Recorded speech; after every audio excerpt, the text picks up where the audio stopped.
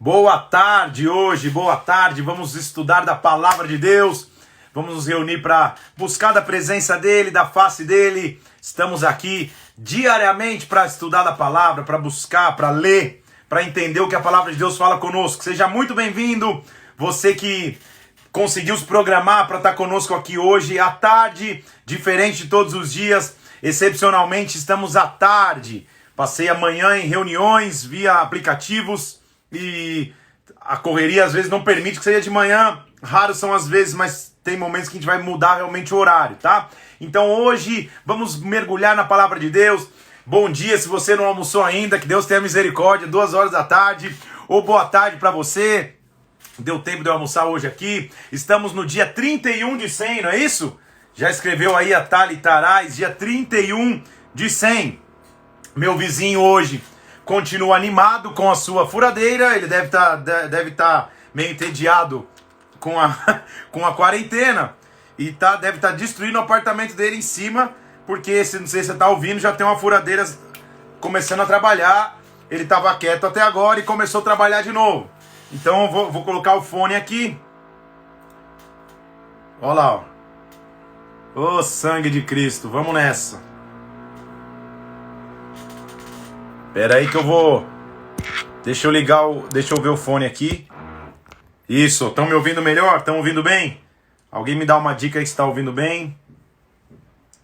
Pera aí que eu vou me organizar, pera aí. Vai dar tudo certo. Deus é fiel.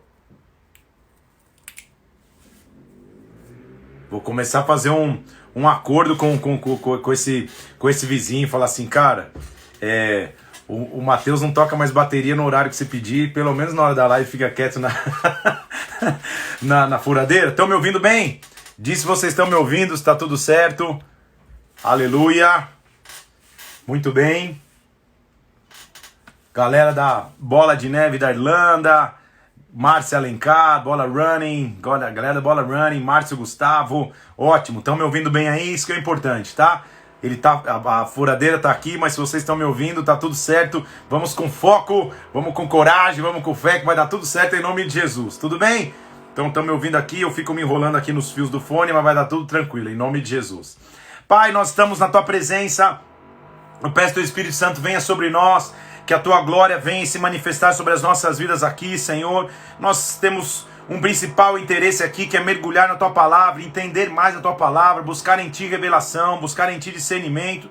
Eu te peço nesta manhã, nessa tarde, Senhor, vem sobre nós agora em nome de Jesus Cristo, nos dá entendimento e sabedoria, revela-te a nós em o nome do Senhor Jesus, em nome de Jesus Cristo. Amém e amém. Vamos nessa então? A gente vai mergulhar e vai começar lá no finalzinho de 1 Crônicas capítulo 27, é o início da nossa leitura de hoje. Eu tô deixando um pouquinho os comentários ainda para você ver se tá me ouvindo bem aí, porque a furadeira tá pesada aqui na minha cabeça, mas se tá indo bem, se tá tudo certo, só me dá um ok aí. Diego disse amém, a galera disse aí, o Wallace só me disse se tá tudo ok, se tá tudo certo, e aí nós vamos avançar, tudo bem? Vamos com o pastor Phil Turner, very good, pastor lá da Bola de Neve em Londres, que legal, pastor, Deus abençoe. Muito bem, de Brasília para as nações, é isso mesmo, Carla, que bênção, que alegria, viu? Tamo nessa então? Eu vou tirar os comentários aqui pra gente mergulhar na palavra de Deus e vamos profundo nessa aqui. Se não tiver dando pra ouvir, o pessoal da minha técnica aqui, Mila Parente e Isabela, que ficam no cômodo ao lado, vocês vêm me avisar. Começamos então em 1 Crônicas 27, a gente vai ver algumas repetições de acontecimentos, coisas que já aconteceram, que vão ser mencionadas de novo. É importante a gente falar de novo, porque sempre, obviamente, um novo autor vai ter uma releitura daquele evento, muitas coisas vão ser realmente idênticas, e outras semelhantes, outras diferentes, então por isso que é importante a gente analisar. 1 Crônicas 27, ele vai continuar falando dos turnos para servir a cada mês. Ontem nós terminamos falando da importância de entender que ninguém faz nada sozinho e também da organização que Davi tinha. Ele tinha turnos de trabalhadores, turnos de pessoas, de sacerdotes para trabalhar. Então era tudo muito organizado e as pessoas serviam com muito zelo. Ele vai continuar no capítulo 27, mostrando quem eram os turnos dos trabalhadores. Turnos de 24 mil homens. até 12 turmas de 24 mil homens. Então você vai ler ali no começo do capítulo 27, quem são essas turmas, o que eles faziam, homens que entravam e saíam do templo de turno em turno durante o ano todo. Depois a gente vai ver quem eram os cabeças das tribos, os chefes de cada tribo desse. A partir do versículo 16, olha lá, sobre as tribos de Israel estavam esses, sobre os Rubenitas, fulano de tal, sobre os Levitas, fulano de tal. Então você vai ver de todas as tribos, você vai conseguir ler também quem eram os cabeças. Então nós vamos perceber em Crônicas essa necessidade ou esse cuidado dele de ser bastante detalhista. Ele está fazendo um livro para que a gente tenha informações técnicas e possa saber. Lembre-se que esse livro consta e tem informações de pós-exílio. Lembra no capítulo 9 que ele fala quem voltou do exílio? Então esse livro foi escrito depois do exílio. Então você fala, por que ele repete tanta coisa de 1 Samuel, 2 Samuel, 1 Reis, 2 Reis? Por que ele repete? Porque perceba comigo que o povo voltou do exílio, já não tinha mais referência nenhuma. Então ele é quase que um livro que ele está reescrevendo a história. Deixa eu reescrever a história para as pessoas terem referência de novo. Por isso que ele faz bastante atenção de colocar detalhes, genealogias, quem era líder de tal tribo, quem era líder daquela tribo, porque ele está dando informações, está reescrevendo a história mais uma vez. Aí ele vai falar quem eram os administradores das possessões de Davi. E aí você vai perceber como o rei em Israel, ele tinha bastante, qualquer rei de Israel, ele tinha bastante riqueza, ele tinha bastante possessão.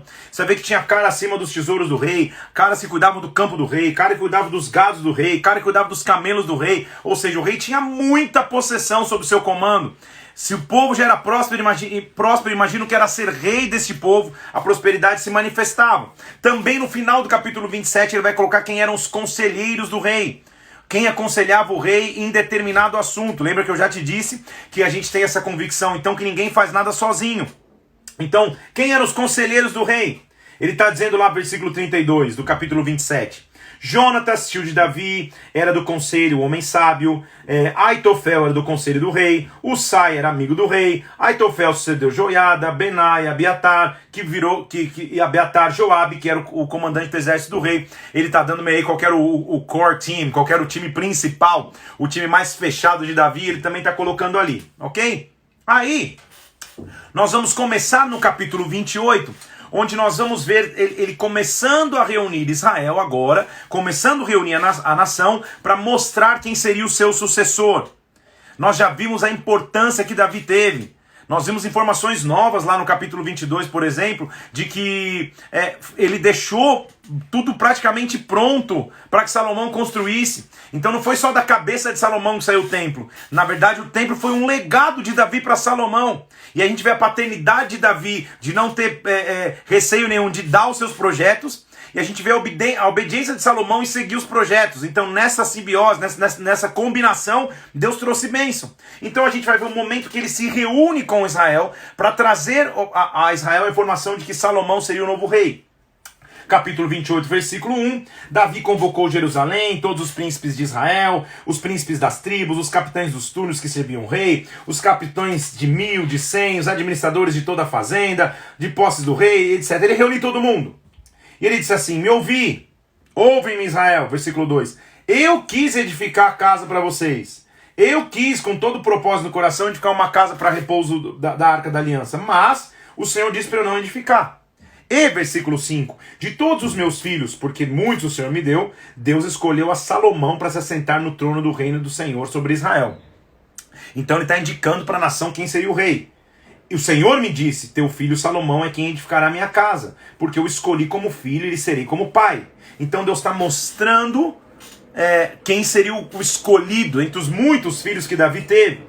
Então, versículo 8, perante todo Israel, a congregação do Senhor, e perante o nosso Deus que me ouve, eu vos digo, guardem os mandamentos, se empenhem por eles, para que vocês possuam terra que eu deixei como herança para sempre.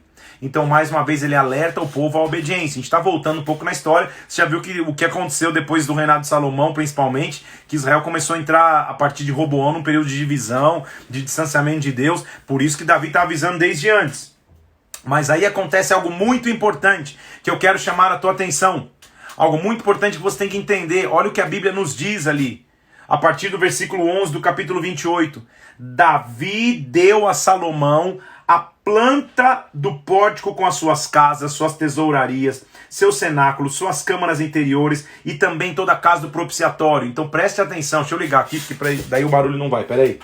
Um segundo, isso, aleluia. Olha o que aconteceu. Quem deu a planta do templo, quem deu a planta do que seria a construção foi o próprio Davi.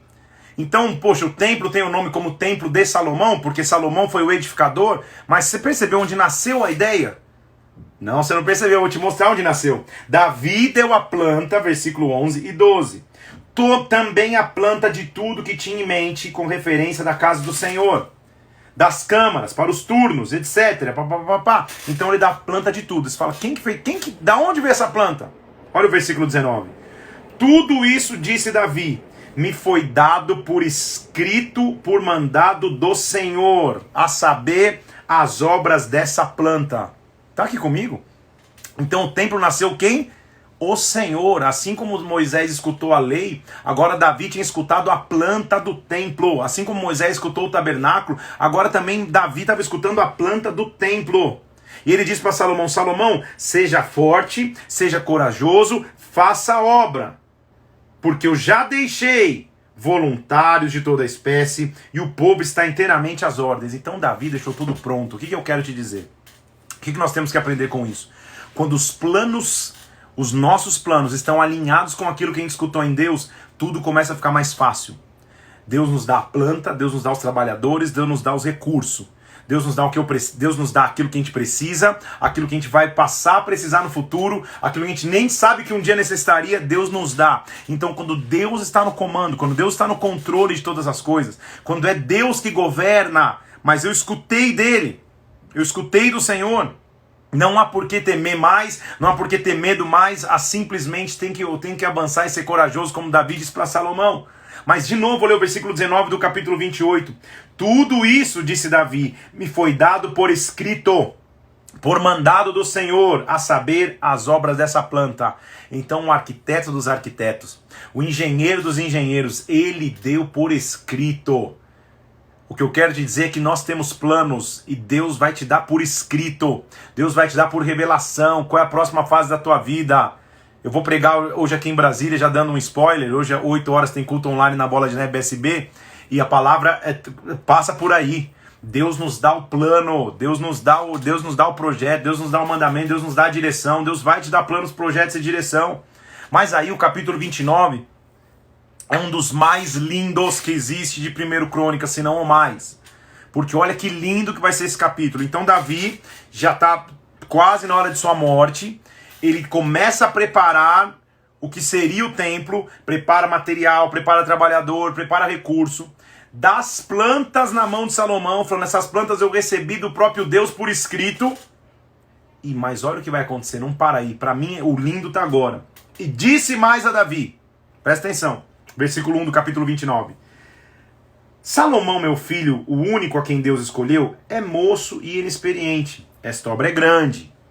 Porque o palácio não é para homens, mas é para Deus.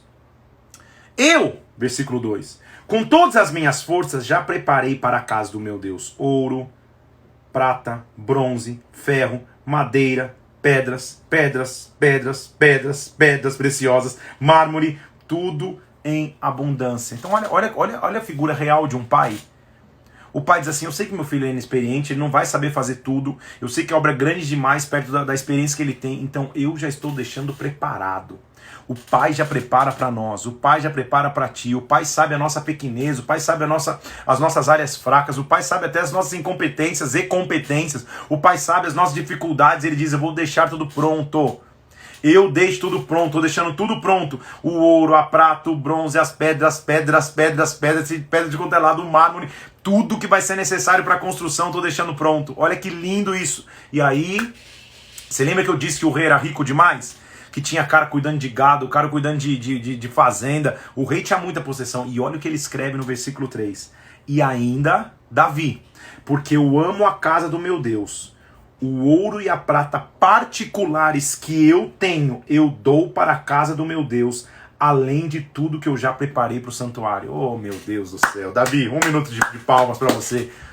Como Deus precisa de pessoas que têm um coração doador, um coração participante, um coração que sabe o que é semear no reino, o que é semear na igreja, o que é semear na obra missionária, o que é ofertar na vida de um líder, o que é ofertar na vida de um pastor, como nós precisamos de pessoas que tenham esse entendimento. Davi está dizendo assim: Senhor, eu deixei tudo pronto, tipo, fui além da minha missão, porque o templo não vai ter nem meu nome, eu não tô tendo a honra de construir. Eu estou dando tudo de mão beijada para o meu filho. Eu estou pegando o plano que o Senhor me deu. Estou pegando os materiais, os trabalhadores. Tipo, Salomão, tá tudo aqui. Faz o gol. Além disso, porque eu amo a casa do Senhor. Dos meus tesouros pessoais, eu também estou dando. Ah, aí é maravilhoso. Eu estou dando o quê? 3.000 talentos de ouro, ouro de Ofir, versículo 4. 7.000 talentos de prata, para cobrir as paredes. Ouro, objetos de ouro e prata. Líder é aquele que estabelece o exemplo. Líder é aquele que dá o primeiro passo. Davi falou, estou dando tudo isso. Aí sabe o que ele pergunta no final do capítulo 5? Quem então está disposto hoje a trazer ofertas liberalmente ao Senhor?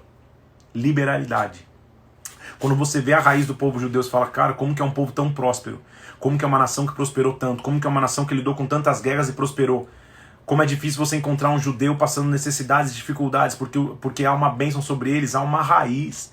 E a raiz é a liberalidade. Davi chega e fala assim, olha, eu como líder não estou pedindo para vocês darem somente, eu estou sendo o primeiro a dar. Esse é o papel do líder, ele lidera pelo exemplo, não só por canetadas ou mandamentos, ele faz exemplos, ele pede para a galera estar cedo na igreja, ele também está. Se ele cobra horário do pessoal, ele também está no horário. Se ele cobra excelência, ele também é excelente. Se ele cobre sacrifício de tempo, ele também sacrifica o seu tempo. Então Davi está dizendo assim, eu preparei tudo, deixei tudo pronto, e além disso, porque eu amo, não porque me obrigaram, porque eu amo. Versículo 3, porque eu amo a casa do Senhor, eu estou dando dos meus tesouros pessoais. Tem alguém disposto a dar também? É Davi, tá? Não tem apelo hoje não, fica tranquilo. Davi está dizendo, tem alguém disposto a dar também? Aí sabe o que acontece? Versículo 6, quando as pessoas veem um líder no qual elas se inspiram. Versículo 6, então os chefes das famílias, os príncipes das tribos de Israel, os capitães de 1000, os de 100, até os intendentes sobre as empresas do rei, voluntariamente contribuíram e deram para os serviços da casa de Deus. Aí vem um caminhão de coisas, 5.000 talentos de ouro, 10.000 dáricos, 10.000 talentos de prata, bronze, ferro. Os que possuíam pedras preciosas, versículo 8, trouxeram para a casa do tesouro.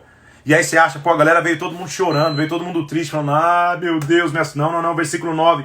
O povo se alegrou com tudo que fez voluntariamente, porque de coração íntegro deram eles liberalmente ao Senhor, e também o rei Davi se alegrou com grande júbilo. Você consegue imaginar a festa?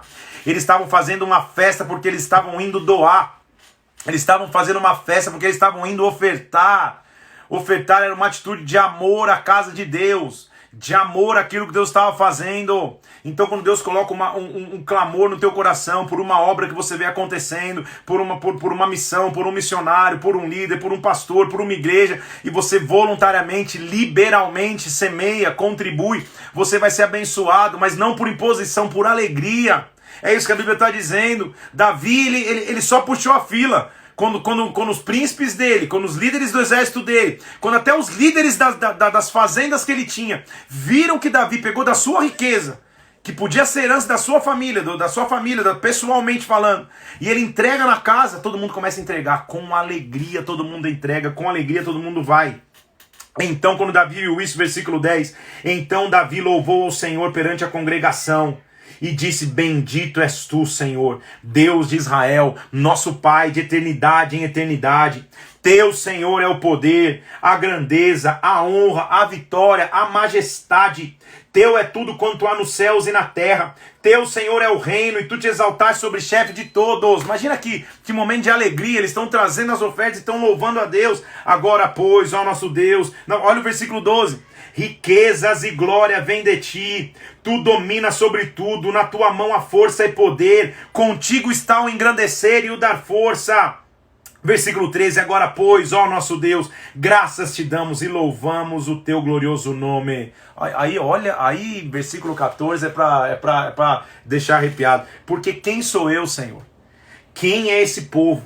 Para que a gente tenha dignidade, para que nós pudéssemos dar voluntariamente essas coisas. Tudo vem de ti, na verdade, e das tuas mãos nós damos. Olha que consciência de um coração ofertador. Ele diz, Senhor, quem somos nós, na verdade? Quão pequenos nós somos pra gente achar que a gente está contribuindo contigo. Na verdade, tudo vem das tuas mãos, a gente só está te devolvendo, te dando aquilo que já é da tua mão, Pai. Quando Deus encontra homens e mulheres que têm esse entendimento, Deus vai derramar abundância, porque Ele encontrou um canal onde a bênção não para, Ele encontrou um canal onde a bênção continua. Olha o versículo 16, Senhor nosso Deus, toda essa abundância que preparamos para edificar uma casa ao teu santo nome, vem da tua mão, é toda tua, na verdade é tua, Deus. Bem eu sei, versículo 17, meu Deus, tu provas os corações, e de sinceridade te agradas. Eu também, na sinceridade do meu coração, dei voluntariamente todas as coisas, e agora eu acabo ver a alegria que o teu povo se acha aqui, trazendo ofertas voluntariamente. Como é maravilhoso ver esse tempo. O templo então foi construído, e cada tijolinho que tinha ali, cada pedaço de ouro que tinha ali, além da riqueza natural de Israel, tinha a riqueza das famílias. As famílias abriram mão de suas riquezas para que a casa fosse levantada. Como é maravilhoso ver esse tempo. Mas o entendimento que esse povo sempre teve, o entendimento que a nação de Israel, que os judeus sempre tiveram, Senhor, na verdade tudo é teu. Tudo veio das tuas mãos. Quem sou eu para achar que eu estou contribuindo contigo? Na verdade, o Senhor que me dá, mas é teu. Olha o entendimento de sabedoria, como nós precisamos ter. Como às vezes o inimigo quer roubar esse princípio. Nós temos quase que zero, na verdade zero apelo financeiro. Nós ensinamos os princípios em nossas igrejas. Eu como pastor ensino o princípio. Mas não tem nenhum apelo, vem isso, você faz isso, você consegue aquilo, faz isso, você consegue aquilo outro. Não, mas o princípio não pode ser perdido. O princípio é, Senhor, se com alegria eu te trago em abundância, tanto dos meus recursos financeiros, como do meu tempo, como da minha vida, com alegria eu faço isso, é normal que eu vou construir um legado de bênção também nessa área da minha vida, Pai. Porque eu estou mostrando que tudo é teu, e quando Deus enxerga o que eu tenho, eu posso dar aos meus filhos, porque eles não retêm. Acabou o roubo, acabou o devorador, acabou o ciclo de destruição. Eu posso passar dificuldades, posso passar necessidades, posso passar momentos como crises, como quarentenas, como momentos difíceis, como a gente tem atravessado, mas com uma certeza, Deus é o Deus de fidelidade, Deus é o Deus de poder. Amém? Quando acontece isso, Salomão é proclamado rei, e agora ele, pela segunda vez, é feito rei e é ungido como senhor por príncipe e sacerdote, pelo sacerdote Zadok. Então, versículo 23, Salomão assentou-se no trono do Senhor, em lugar de Davi, e prosperou. É óbvio que a prosperidade viria depois dessa aliança que eles fizeram com Deus, e prosperou, deixa eu desligar aqui, e prosperou, e todo Israel o obedecia. Então fizeram homenagens a Salomão, e o Senhor engrandeceu sobremaneira Salomão perante Israel, versículo 25. Deu-lhe majestade real, antes dele não teve nenhum rei em Israel. Eles semearam essa prosperidade, eles semearam essa colheita, eles semearam. Aí Davi vai morrer, e eu quero chamar a atenção da descrição da morte de Davi, porque o versículo 27 fala assim: o tempo que reinou sobre Israel foi de 40 anos, e versículo 28, isso que é importante, morreu em ditosa velhice, cheio de dias, riquezas e glória. É impossível, quase que impossível você ver um rei, primeiro rei, segundo reis, e até Saul, morrendo de maneira digna assim. A maioria dos reis morria no meio da guerra, ou morria traído por alguém próximo de se trair matava o rei, ou era homicídio, era morto de maneira trágica e cruel. Um rei morrer em ditosa velhice, ou seja, morrer de velhice com riqueza e glória, tem que ser um rei segundo o coração de Deus. Por isso que a gente está vendo Davi sendo honrado por Deus até no momento da sua morte. Aí terminamos 1 Crônicas, vamos já iniciar 2 Crônicas. 2 Crônicas é a continuação. Nós vamos agora em 2 Crônicas ver desde do reinado de Salomão até o final do exílio. A gente vai entrar nesse livro e vai ler hoje. Era importante que aqueles que voltassem do exílio tivessem referência histórica de toda a história de Israel. Por isso Crônicas foi escrito. Lembra comigo que ele vai se ater à história de Judá e não de Israel. Então ele vai falar para o povo de Judá. Israel já está em cativeiro na Síria, ainda não se mencionou e também nem se falou o que está acontecendo no cativeiro babilônico. É meio que a gente dá uma voltada na história para entender um pouco mais a própria história. Então agora tudo que nós vamos ler é história que a gente já viu na Bíblia. A gente já falou sobre isso em outros livros que a gente já passou na nossa leitura. Mesmo assim, vale a pena a gente conversar e falar sobre ele. Então, primeiro, Salomão oferece sacrifícios em Gibeão, um local alto onde ficava a congregação. Ele faz aliança com Deus, oferece sacrifícios. Porque ele faz sacrifícios ali, Deus aparece a ele e diz: Salomão, me diz o que você quer que eu faça a você.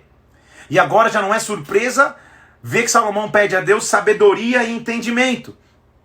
Por quê? Porque Davi tinha dito isso: filho, eu sei que você é jovem, que você tenha sabedoria, que você tenha entendimento para conduzir o povo. Quando ele escuta Deus falando: o que você quer? Ele falou: eu sei que meu pai falou que eu precisava.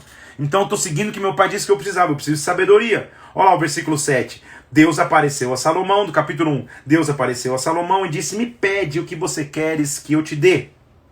Salomão falou: você foi muito benevolente com meu pai, você me fez rei no seu lugar. Agora, Senhor, versículo 10, me dá sabedoria e conhecimento para que eu saiba conduzir-me à frente deste povo. Quando Deus escuta isso, versículo 11, Deus diz para Salomão: Salomão, porque esse foi o desejo do teu coração, e você não pediu riquezas, nem bens, nem morte dos que te aborrecem, tampouco você pediu longevidade, mas você pediu sabedoria e conhecimento.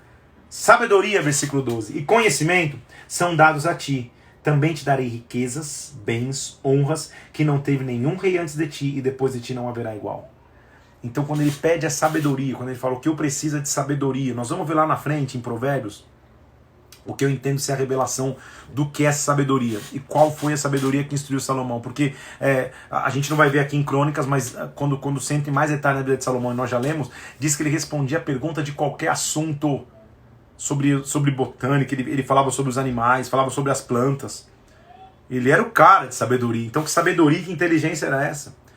Na sequência vai falar do tamanho da riqueza que Salomão tinha, como ele tinha carros, cavaleiros, a gente já leu sobre isso também, como ele tinha ouro, pedras, cedros em abundância, como ele tinha conceitos de importação e exportação naquela época. Porque no versículo 17 diz que ele importava do Egito um carro com prata, e as caravanas traziam e exportavam para os reis ao redor. Então ele importava e exportava. Olha o conceito moderno de negócios internacionais, de importação e exportação. Salomão vai lá e faz aliança com o Irão, o rei de Tiro. Lembra esse Irão? É o que havia mandado as madeiras para Davi construir sua casa, no momento que a Bíblia diz que Davi reconheceu então que a mão do Senhor estava com ele. Então sempre foi um aliado muito forte para Davi, e ele continua essa aliança com Salomão. Você vai ver Irão presente inclusive na construção do templo de Salomão. Ele vai ser o construtor de muitas coisas importantes do templo. Então esse é um Irão interessante, é um rei interessante a gente entender que foi um parceiro de Salomão. Agora Salomão, com sabedoria, pede a ele materiais e oferece para ele a contrapartida. Então a gente já está vendo princípios de diplomacia, de negociação internacional, de negociação entre povos, tudo em Salomão. Olha a sabedoria que Deus deu para esse homem. Ele diz assim, olha para Irão, versículo 5 do capítulo 2. A casa que eu edificarei vai ser grande, porque o nosso Deus é maior que todos os deuses.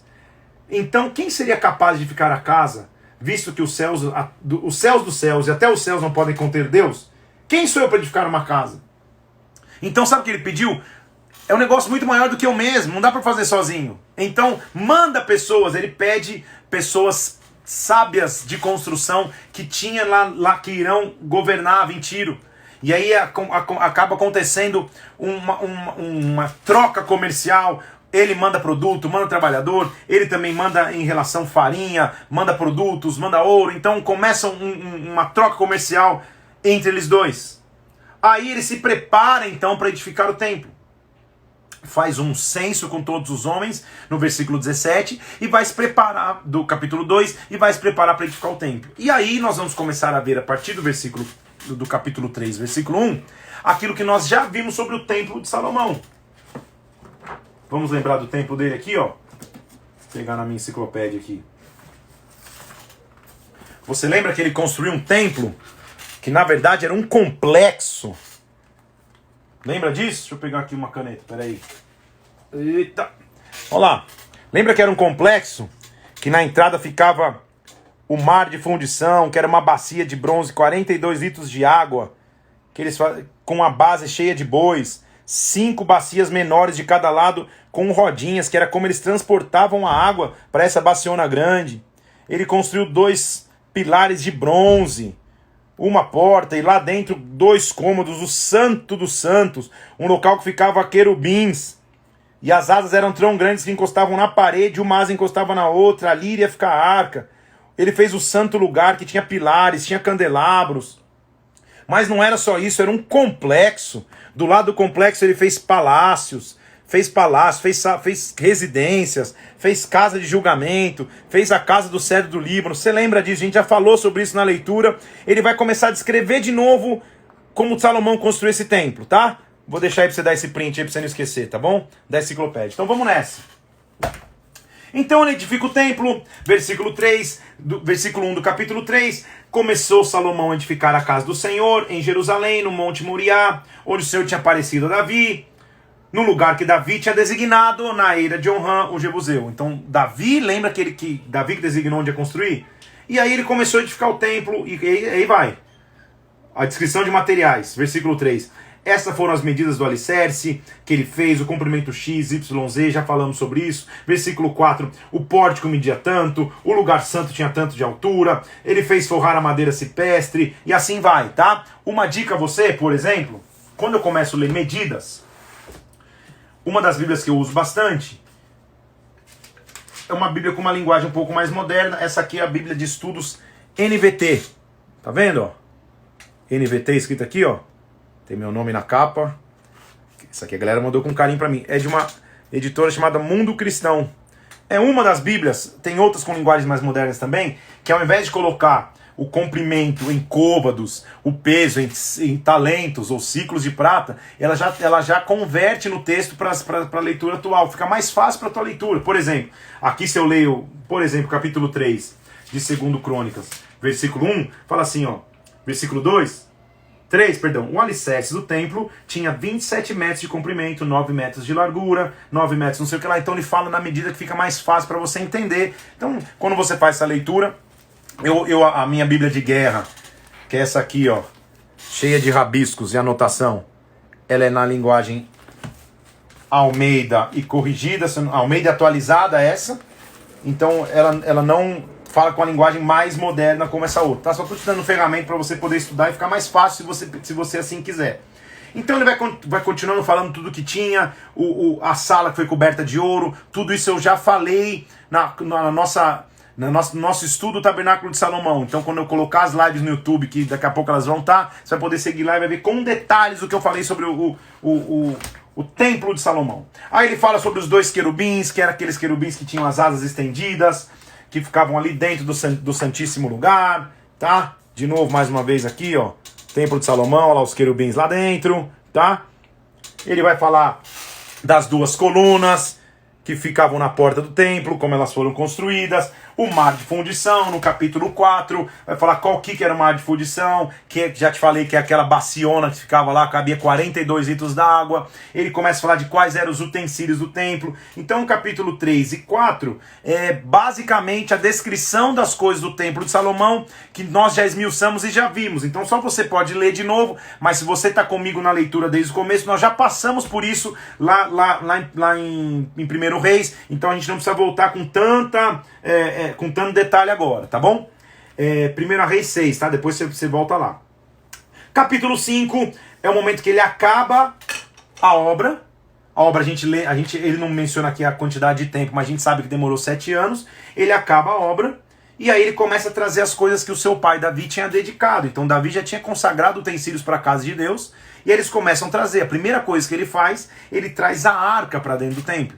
Então, versículo 2 do capítulo 5, congregou Salomão todos os anciãos, os cabeças das tribos, os príncipes da família, para fazerem subir a arca do Senhor. Ou seja, reuniu todo mundo, vamos subir a arca do Senhor da cidade de Davi, que é Sião, para o templo. Então vamos tirar da onde Davi tinha colocado e vamos colocar diante do templo agora no local guardado por ele. Todos os homens de Israel, versículo 3, se congregaram junto ao rei na ocasião da festa. Vieram todos os anciãos, os levitas, olha que importante, versículo 4, tomaram a arca e a levaram para cima. Enquanto os levitas estavam fazendo esse transporte da arca, a Bíblia diz no versículo 6 que Salomão e toda a congregação ficavam diante da arca sacrificando ovelhas e bois tão numerosos que não se podiam contar. Então, olha que momento maravilhoso na história do povo de Deus. Eles estão colocando a arca, o principal símbolo da presença de Deus dentro do templo, enquanto eles estão, os levitas, que eram aqueles que tinham que levar a arca, estão levando a arca. Salomão e o povo estão fazendo sacrifício que não dava nem para contar. Então eu carrego a arca com esforço, sacrifício e eu conduzo para a presença no Santo dos Santos. Eles colocaram ali debaixo das asas dos querubins. Terminou a obra. Olha que lindo o versículo 13. Quando eles terminam a obra, quando em uníssono, ou seja, em uma só voz, em unidade, a um só tempo, começaram a tocar as trombetas e cantaram. Lembra que a adoração tinha sido já instituída então por Davi com cântico e com instrumentos? E cantaram para se fazer ouvir, para louvar o Senhor, para render graças. Estou no versículo 13 do capítulo 5.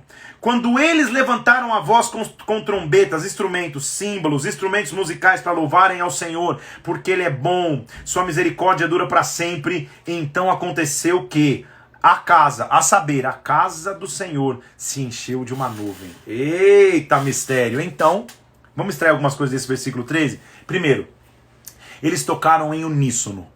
A nuvem só vem quando há unidade, quando há uma só voz. Quando começa a ouvir duas vozes diferentes, quando a voz que você começa a escutar diz toda a voz do teu líder, quando a voz que você começa a escutar diz toda a voz do teu pastor, quando a voz que você começa a escutar diz toda a voz de Deus, já não vem nuvem. Se vem é uma nuvem meio estranha. Estão comigo aqui? Então, primeira coisa, é uníssono, é uma só voz. Uma só voz, adorando ao Senhor no mesmo tempo. Primeira coisa, então, que traz a nuvem, isso dá uma pregação, unidade. Segunda coisa que traz a nuvem, a adoração. Eles estavam em unidade, adorando. Uma só voz, adorando a Deus, clamando a Deus, exaltando o nome do Senhor. Não era um momento de petição, era um momento de exaltação. Terceira coisa que traz a nuvem, gratidão, porque eles estavam rendendo graças. Então, primeiro, unidade, adoração e gratidão. A nuvem estava se preparando para vir. E aí eles começavam a dizer, o Senhor é bom. Sua misericórdia dura para sempre. Sua misericórdia dura para sempre. O Senhor é bom. Sua misericórdia dura para sempre. Unidade, adoração, gratidão. Eles estavam declarando isso, de repente a nuvem encheu a casa. Ele coloca, a saber, pra você saber que casa que ele está falando, a casa do Senhor. De maneira, versículo 14, que os sacerdotes não podiam estar ali para ministrar, ninguém conseguiu mais ficar no ambiente, por causa da nuvem, porque a glória do Senhor encheu a casa. Nós precisamos dessa manifestação de Deus sobre as nossas vidas. Aquela manifestação que você não consegue nem mais falar nada, você não consegue mais pedir, você não consegue, você fica só quieto na presença dele, se arrepiando, chorando, prostrado, porque a nuvem chegou. Então o que Deus precisa é achar pessoas que queiram andar em unidade e em conformidade, adorar e ser grato a Ele. Unidade, adoração e gratidão trazem a nuvem dos céus, e a nuvem começa a vir. Então Salomão se reúne e o povo falou, Deus falou para nós que ele habitaria numa nuvem espessa. Versículo 1 do capítulo 6. Ou seja, que ele habitaria numa nuvem densa, uma nuvem pesada. Eu edifiquei uma casa para tua morada. Eu edifiquei um lugar para tua eterna habitação, Senhor. Então, versículo 6. O Senhor escolheu Jerusalém para que seja estabelecido o meu nome. E escolheu Davi como chefe do povo de Israel. Então, ele conta toda a história, dizendo que Davi não iria edificar. No versículo 9, no versículo 10, ele diz, então eu me levantei no lugar de Davi. Me assentei no trono como o Senhor tinha prometido. E, versículo 13, Salomão tinha feito uma tribuna de honra, uma tribuna de bronze, um local onde o rei ficaria sentado. Estava no meio do pátio. Mas aí olha o que Salomão faz. Salomão se ajoelha na presença de toda a congregação de Israel e estende as mãos para o céu. Salomão estava ensinando o que o líder tem que ser. Você que lidera alguém, uma célula, tua família, tua igreja, tua região, você que tem um cargo de liderança na tua empresa, não há melhor maneira de liderar se não for pelo exemplo. Sabe o que Salomão faz? Ele se prostra em primeiro lugar. Como é bom estar num lugar e ver teu líder lá na hora da adoração, mão levantada, adorando ao Senhor, chorando na presença dele se for necessário, rompendo em adoração.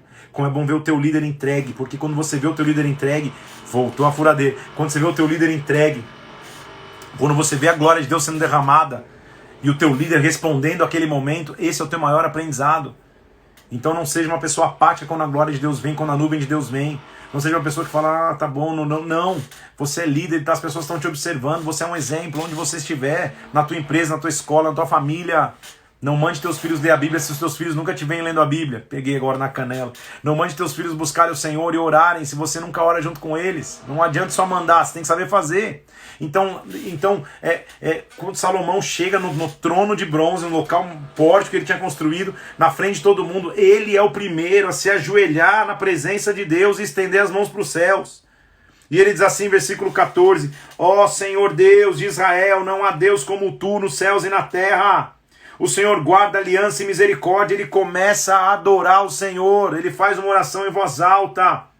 Ele diz assim, Senhor, não faltará sucessor diante de mim que se assente no trono de Israel, versículo 16. Olha o versículo 17, agora, Senhor, Deus de Israel, cumpre a tua palavra, cumpre a tua palavra. Se de fato habitaria Deus com os homens na terra, Senhor, será que nós somos dignos disso? Nem os céus podem te conter, quanto menos essa casa que eu construí para ti. Ele está no meio do lugar mais imponente, da obra mais arquitetônica, maravilhosa que o homem poderia ter construído naquela época. Coberta de ouro, as pedras se encaixavam umas nas outras, não tinha nem barulho de martelo na construção. E depois de tudo isso ele fala, Senhor, tudo que eu construí, o Senhor é grande demais, o Senhor habita nos céus dos céus, essa casa não é nada para ti. Ele mostra a sua rendição, ele não queria se engrandecer com aquela casa. Mas ele diz assim, mesmo assim, Deus, já que nós estamos aqui orando, abra os teus olhos para a oração que for feita neste lugar. Versículo 20. Senhor, que os teus olhos estejam abertos de dia e de noite sobre esta casa, sobre este lugar, Senhor, que o Senhor disse que o teu nome estaria aqui. Escuta a oração que o teu servo fizer neste lugar. Então entenda comigo que a oração, ela é respondida quando a nuvem veio, mas a nuvem veio porque antes teve adoração, gratidão e unidade. Agora as orações são respondidas, agora o clamor é atendido, agora o clamor é respondido. Então aí ele começa a elencar várias circunstâncias que poderiam acontecer se um pecar, se o estrangeiro pecar, se fulano pecar, e o resumo é que se escute a oração que se faz neste lugar, ouve lá da tua habitação, ouve lá do céu e nos responde, Pai. Então ele tinha escutado, ele tinha achado um local para clamar a Deus, que agora seria um local de clamor. Nós não precisamos disso na nossa geração. Nós temos o privilégio de não termos templos específicos para a gente buscar. Nós somos o templo. Mas como nós temos buscado? E como nós temos nos reunido nos templos também? Será que é em unidade? Será que é em adoração? Será que é em gratidão? Para que aí a gente tenha a resposta de nossas orações e a nuvem venha.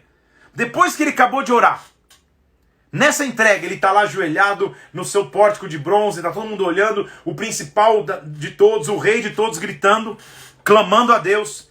Quando acontece isso, versículo 1 do capítulo 7, quando Salomão acabou de orar, desceu fogo do céu e consumiu o holocausto e os sacrifícios, e a glória do Senhor encheu a casa. Ah, meu Deus, dá vontade de dar uma rajada aqui. Ô Senhor amado, quando um líder se entrega, quando um líder se ajoelha, quando um líder é o primeiro a estabelecer o clamor, quando nesse clamor há unidade, adoração e gratidão, a nuvem vem, mas não é só a nuvem, daqui a pouco vem o fogo, daqui a pouco vem a glória, daqui a pouco a presença de Deus está manifesta no fogo. Antes era nuvem, agora é fogo, e o versículo 2 diz, os sacerdotes não podiam entrar na casa, porque a glória do Senhor tinha enchido a casa. Quando Israel viu o fogo descer, eles seguiram o seu líder, se encurvaram com o rosto em terra, versículo 3 do capítulo 7, e adoraram e louvaram ao Senhor, porque o Senhor é bom, sua misericórdia dura para sempre. Que hoje seja um dia de Deus te fazer voltar à adoração, à unidade, à gratidão. Que você seja capaz de trazer a nuvem e o fogo do céu sobre a tua vida, sobre a tua casa, sobre todas as áreas da sua vida. Aí Deus faz uma aliança. Deus faz uma aliança com Salomão que tem que ser que nós temos que nos lembrar até hoje. A solenidade acaba e Deus diz assim, Salomão, eu tenho uma aliança contigo. Versículo 13 do capítulo 7, você vai conhecer esse versículo aí. Se eu fechar os céus, de modo que não haja chuva, ou se eu ordenar aos gafanhotos que consumam a terra, ou se eu enviar a peste no meio do povo, se eu enviar a peste, a enfermidade, a pandemia no meio do povo. Versículo 14, se o meu povo que se chama pelo meu nome, se humilhar, orar, me buscar, se converter dos seus maus caminhos, então eu ouvirei dos céus, eu perdoarei os seus pecados, eu sararei a sua terra. Os meus olhos estarão abertos e atentos os meus ouvidos para a oração que se fizer neste lugar. Nós temos a resposta, nós temos a chave. Quando a nuvem, a glória de Deus vem, a gente pode clamar ao Senhor, se arrepender dos nossos maus caminhos e a peste cessa e o céu se abre novamente e a bênção vem de novo. Que Deus levante com autoridade para clamar, que Deus levante com autoridade para romper no mundo celestial e para ir além do que as notícias dizem, para ir além do que as linhas de política podem dizer, seja A, B ou C, para ir além da opinião pública, mas para ir ao trono daquele que tem resposta, para ir ao trono daquele que tem solução, dizendo: Senhor, eu clamo, eu sou do povo que se chama pelo teu nome, eu clamo a ti. Olha que lindo esse texto. Então essa é a aliança que ele faz com ele. Dessa casa agora, ele está dizendo: eu vou ouvir minha oração, eu vou ouvir o clamor. Aí eles continuam dizendo, versículo 8, das atividades que Salomão tinha, os acordos que ele fazia com vários reis. Ele construiu cidades para sua mulher, que era filha de Faraó, a gente já leu sobre isso. Aí ele vai falar no capítulo 9, um trecho que a gente já leu também, que é a visita da rainha de Sabá, Salomão. Lembra aquela rainha que ficava num território 2.000 quilômetros de distância? Ela escuta falar da sabedoria de Salomão e vem com uma comitiva cheia de presentes, cheia de coisas para Salomão. E ela diz assim, e a Bíblia diz que ela fica pasma, que ela fica em choque. Olha lá, versículo 3. Quando a rainha de Sabá viu a sabedoria de Salomão, versículo 3 do capítulo 9. Quando ele viu a comida da casa, o lugar dos oficiais, até a roupa que eles usavam, ela ficou como fora de si. Ela ficou fora de si, porque quem tem uma experiência sobrenatural fica fora de si e fala: cara, o que é isso? O que está acontecendo? E ela disse assim: tinham medido a sua sabedoria, Salomão, mas na verdade me disseram metade. Você é muito mais sábio. Bendito é o povo que está junto contigo. Alegre é o povo que consegue ser liderado por você, Salomão. Ela dá ao rei riqueza e o rei devolve mais riqueza para ela ainda. Aí a gente começa a dizer e ver a partir do capítulo 13 qual era a riqueza de Salomão. Como, por exemplo, no versículo 13 do capítulo 9, que o peso de ouro que ele ganhava por ano era 23.000 quilos, 23 toneladas de ouro anualmente adicionado à sua riqueza. Tudo que ele tinha de riqueza está descrito aqui, a gente também já leu isso. Ao passo que, versículo 22, o rei Salomão excedeu a todos os reis do mundo, tanto em riqueza como em sabedoria. Tanto em riqueza como em sabedoria. Aí ele já vai falar da morte de Salomão.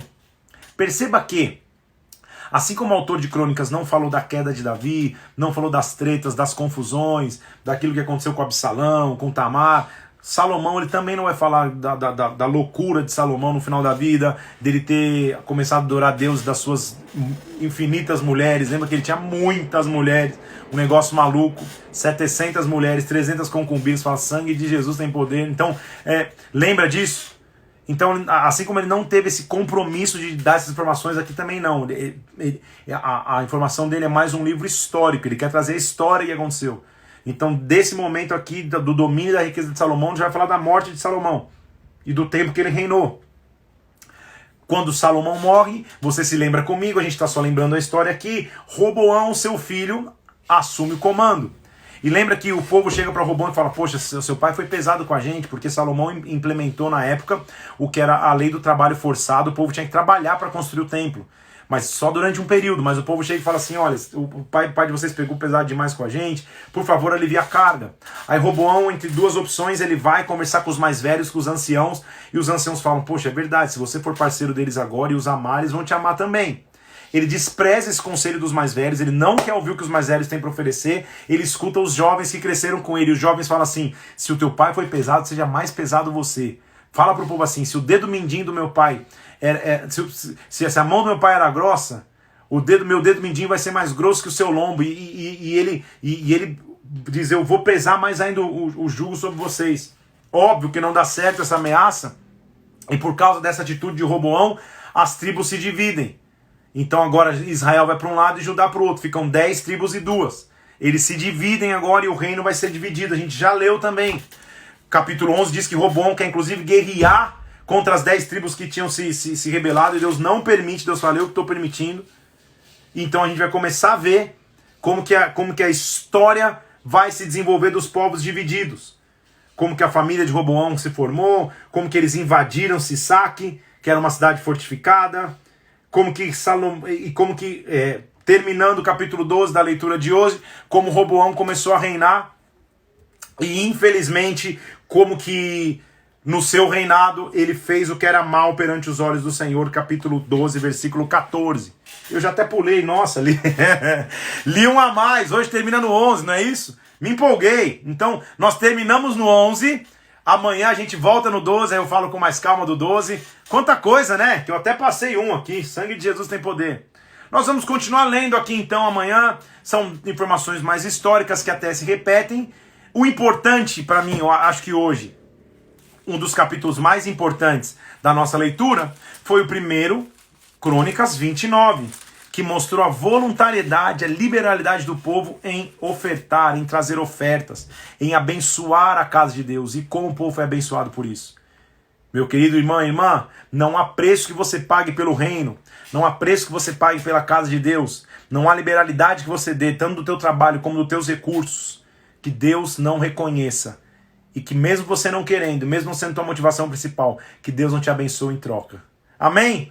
Que Deus te abençoe muito. Amanhã estamos no horário normal, 11 horas da manhã. Vamos nos reunir aqui 11 da manhã normalmente. Aí nós vamos ler, aí sim, de 1 Crônicas 12 até o 26. Eu já mencionei o 12 hoje, mas amanhã a gente volta no 12. Tudo bem? Hoje passou rápido, né? Tamo junto aí. Um abraço para todo mundo que tá aqui. Brenda Souza, Natália Fontes, Fernandinho Beatbox, meu amigo lá de São Paulo, Amanda Jordão, Kézia, Renata Pena, Diego, aqui de Brasília, Natália Oliveira, muita gente que eu tô vendo aqui. Que Deus te abençoe muito. O que eu quero pedir a você? Se inscreve lá no meu canal do YouTube. Se inscreve lá, Felipe Parente. Porque em breve eu vou começar a soltar os vídeos do começo da leitura. As lives vão ficar todas no ar, sem qualquer custo. Eu quero que você tenha isso como legado, que você possa assistir várias vezes. Mas se inscreve primeiro. Vamos aumentando ali as visualizações do canal do YouTube, para quando a gente lançar, seja uma explosão e a palavra de Deus possa chegar no maior número de pessoas. Tudo bem? Então te espero lá no YouTube, se inscreve lá, que em breve eu vou começar a soltar. Deus te abençoe em nome de Jesus Cristo. Tamo junto, sem parar, sem vacilar. Amanhã vamos pro 32º dia de 100. Fica na paz de Cristo aí. Até amanhã, Deus abençoe você e a tua família em nome de Jesus.